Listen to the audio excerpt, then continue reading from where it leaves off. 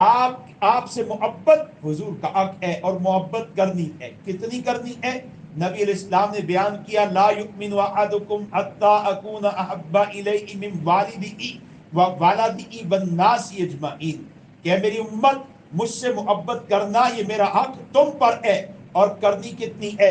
فرمایا ساری انسانیت کی محبت ایک طرف آ جائے، میری محبت دوسری طرف ہو، تو میری محبت زیادہ ہونی چاہیے. والناس اجمعین میں جناب آدم سے عیسیٰ تک تمام انبیاء ہیں. والناس اجمعین میں تمام ازواج ہیں. والناس اجمعین میں صدیق اکبر سے آخری صحابی سارے صحابہ ہیں، سارے اولیاء ہیں، سارے محدثین ہیں، سارے فقہاء ہیں، سارے متکلمین، اور ساری انسانیت ہے. سرکار نے فرمایا ساری انسانیت ایک طرف، میری محبت زیادہ ہونی چاہیے، یہ میرا محمد کا تم پر حق ہے. نبی علیہ السلام سے محبت کیجئے. الحمدللہ ہر صاحب ایمان کو جس کے دل میں ایمان ہے، نبی علیہ السلام سے وہ محبت کرنے والا ہے، اس کے دل میں نبی کی محبت بھی ہے. لیکن یہ محبت عموماً وہی محبت ہے جو ماں کی گود میں ملی ہے. ہمارے کان پیدا ہوئے، ہمارے کان میں اذان کہی گئی، اقامت کہی گئی. اذان اقامت بچے کے کان میں، حکمت کیا ہے؟ بچہ تو ماں باپ کی زبان نہیں سمجھتا. پنجابی بولنے والے کے گھر میں بچہ آئے، ماں باپ کی زبان پنجابی نہیں جانتا.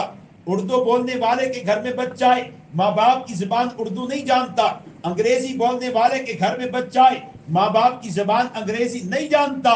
لیکن حکم کیا ہے؟ پنجابی کا بچہ ہو، اردو بولنے والے کا بچہ ہو، انگریزی بولنے والے کا بچہ ہو، پشتو بولنے والے کا، کسی بھی زبان والے کا بچہ ہو، آزان عربی میں کہنی ہے.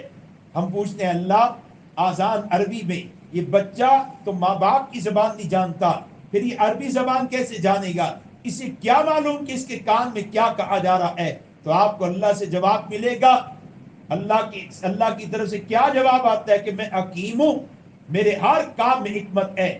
تم سمجھتے ہو بچہ کچھ نہیں جانتا، ہم جانتے ہیں کہ یہ آزان اس کے لاشعور میں رب کی ربوبیت کو، رب کی وحدانیت کو اور محمد رسول اللہ کی رسالت کو اتار دے گی.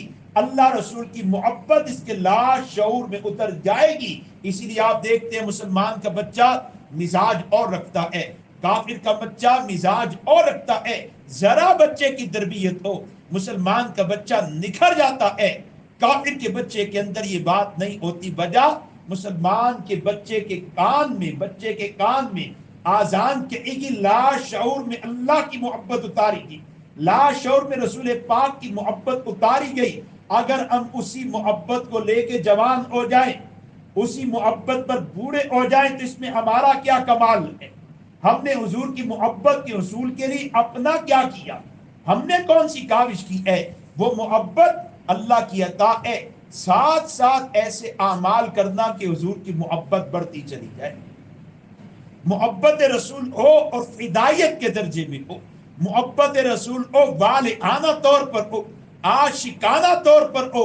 اس محبت میں عشق کا رنگ ہو، اس محبت میں والہانہ رنگ ہو، اس محبت میں فدائیانہ رنگ ہو. اور سرکار کی ہستی ہے ہی ایسی، جس کو نبی علیہ السلام سے تعلق ہوا اسے نبی علیہ السلام سے محبت اور والہانہ محبت ہوئی ہے، عاشقانہ محبت ہوئی ہے، فدائیانہ محبت ہوئی ہے. انسان تو انسان، جانوروں کو حضور سے تعلق ہوا تو عاشقانہ تعلق ہوا، بے جان کو تعلق ہوا تو عاشقانہ تعلق ہوا.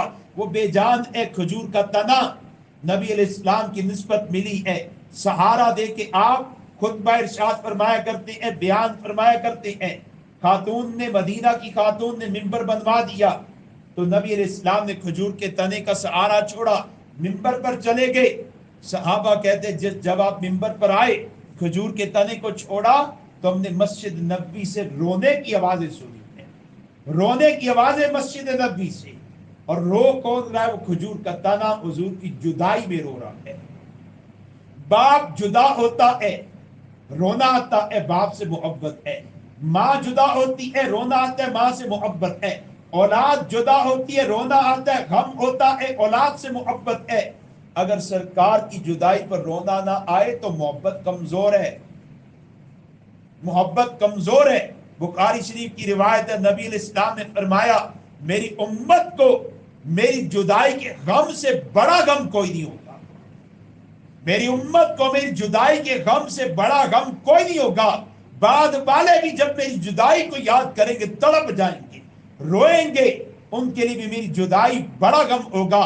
वो चाहेंगे काश हम अपना सारा माल आल औलाद हर एक चीज कुर्बान करके एक दफा रुके मुस्तफा को देख ले, एक बार नबी इस्लाम के दीदार की सआदत हासिल कर ले। तो नबी इस्लाम से मोहब्बत कीजिए, आशिकाना मोहब्बत, वालिआना मोहब्बत, ऐसी मोहब्बत जिसमें फिदायत हो, सब कुछ कुर्बान कर देने का सच्चा जज्बा हो, सारे हुकूक अदा करने का सच्चा जज्बा हो। वो याकूत दराज गोश जिसको हम कहते हैं गधा, नबी इस्लाम की सवारी बना। तो नबी इस्लाम से एक दिन कहने लगा, अल्लाह के नबी आपकी सवारी बनने से पहले मैं फला यहूदी की सवारी था, वो मुझ पर सवार था, मदीना आए, उसको मालूम हुआ तो वो बदबख्त आपकी तौहीन कर बैठा। अल्लाह के नबी मैं आपकी तौहीन बर्दाश्त नहीं कर सका, मैं आपकी तौहीन बर्दाश्त नहीं कर सका। मैं बिदका उछला कूदा, उस यहूदी को अपने ऊपर से उठा के उछाल के नीचे फेंक दिया, उसने मुझे मारा, मैंने मार बर्दाश्त की, लेकिन आपकी तौहीन बर्दाश्त नहीं की। अल्लाह के नबी फिर मुझ पे सवार था, आपकी तौहीन कर बैठा, फिर मैं उछला बिदका, अपने ऊपर से उसे उछाल के नीचे फेंक दिया, आपकी तौहीन बर्दाश्त नहीं की। उसने भूखा रखा, प्यासा रखा, मैंने भूख प्यास बर्दाश्त की, लेकिन आपकी तौहीन बर्दाश्त नहीं की। और फिर आप देखिए अल्लाह ताला ने उसको कैसा शर्फ अता किया, मोहम्मद से वफा की है, आज तक उस याकूत का तज़किरा बाकी है, मोहम्मद से वफा की है, और वो अल्लाह ने उसे हुजूर की सवारी बना दिया है। और एक दिन कहने लगा, अल्लाह के नबी मैं ऐसी नस्ल से हूं जिस नस्ल के 70 गधों पर अंबिया ने सवारी की है, उस नस्ल का मैं आखिरी गधा, और आप अंबिया में से आखिरी याकूत दराज गोश बेज़बान जानवर नबी इस्लाम से वफा करता है। ताल्लुक मिला, फिदा हो गया, हुजूर का विसाल हो गया, आपका विसाल हुआ, याकूत मदीना में हुजूर को देखता है, आपको आपकी जियारत नहीं हो पाती। दूसरा दिन आया, हुजूर की जियारत नहीं हुई, तीसरा दिन आया, हुजूर की जियारत नहीं हुई। इतना बेचैन बेहाल गमजदा हुआ कि इस बेचैनी और गम में मदीना के एक वीरान कुएं में छलांग लगा के खुदकुशी कर गया है। औरत आई नबी हजरत आयशा सिद्दीका के पास और कहने लगी, अम्मा जान मुझे नबी इस्लाम की कब्र की जियारत करवा दीजिए। अम्मा जान ने अपने हुजरे हुजूर की कब्र के दरमियान में जो पर्दा है, उस पर्दे को, उस कपड़े को एक तरफ किया, सहाबिया की निगाह हुजूर की कब्र पर पड़ी तो सहाबिया रोने लगी, नबी इस्लाम की जुदाई में रोने लगी, इतना रोई, इतना रोई, इतना रोई कि वहीं पर उनकी रूह बदन से परवाज कर गई। हुजूर की जुदाई का गम, हुजूर से मोहब्बत ऐसी होनी चाहिए, तड़पा के रखते।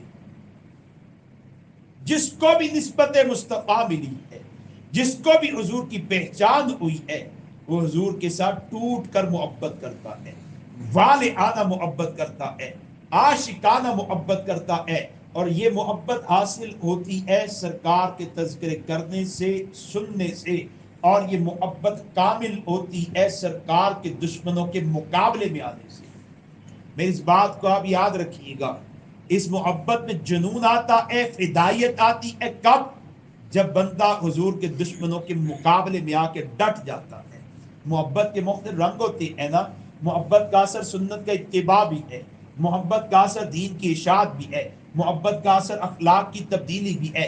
मुख्तलिफ रंग, कुछ किसी पर कोई रंग गालिब, किसी पर कोई रंग गालिब, लेकिन आप 1.5 लाख सहाबा सहाबियात को देखें, हर एक पर यह रंग जरूर गालिब है कि वो रसूल पाक सल्लल्लाहु अलैहि वसल्लम की जात पर फिदा है, नबी इस्लाम की जात पर फिदा है, आपसे टूट कर आशिकाना तौर पर मोहब्बत करने वाले हैं।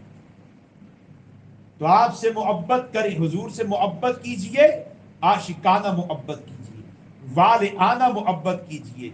और इसी मोहब्बत का असर ये होता है कि बंदे के दिल में सरकार की अजमत आ जाती है, फिर वो हुजूर की अजमत वाला हक भी अदा करता है, کسی کی عظمت اتنی نہیں ہوتی جتنی حضور کی عظمت دل میں آتی ہے. اسی محبت کا اثر نبی علیہ السلام کی عظمتوں کے دفاع کے لیے آدمی اپنا کردار ادا کرتا ہے.